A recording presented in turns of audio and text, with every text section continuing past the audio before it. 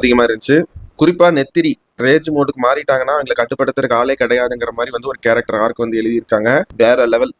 துல்குன்ஸோட redemption arc உங்களுக்கு கண்டிப்பா வந்து பிடிக்கும்னு நினைக்கிறேன். ஏன்னா எனக்கு நல்லா ஒர்க் அவுட் ஆச்சு அது. அப்புறம் ஸ்பைடர் கேரக்டர்ல ஜாக் சாம்பியன் ஒரு ஆக்டர் நடிச்சிருப்பாரு. ரொம்ப அழகான பெர்ஃபார்மன்ஸ்.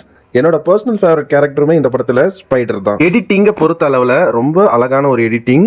அண்ட் எனக்கு பர்சனலா இந்த அவதார் படங்கள்லயே வந்து ஒரு ஜேம்ஸ் கேமரனுக்கே உரித்தான ஒரு ஜூம் கட் வந்து பண்ணுவார் ஸ்லோவா. அந்த ஜூம் கட்டுமே இந்த படத்துல எனக்கு பிடிச்சிருந்துச்சு. அண்ட் படத்தோட சவுண்ட் டிசைன், மியூசிக், சினிமோட்டோகிராஃபி இது மூணுமே ஒரு பெரிய பில்லர்ஸ் இந்த படத்துக்கு. இது மூணுல ஒன்னு கம்மியா ஒர்க் அவுட் ஆனாலும் கூட இந்த படத்துல இருக்கிற எமோஷன்ஸ் ஆடியன்ஸ் கிட்ட கடத்தறதுக்கு ரொம்பவே கஷ்டப்பட்டு இருப்பாங்க.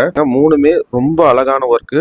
அண்ட் ஆக்டர்ஸ் பெர்ஃபார்மன்ஸை பொறுத்த வரைக்கும் நோட்டபிள் மென்ஷன்னா வந்து எனக்கு பர்சனலா லோவக் கேரக்டர்ல நடிச்ச பிரிட்டன் டால்டன் அவரோட ஆக்டிங் லோவக்கா ரொம்ப அழகா நடிச்சிருக்காங்க.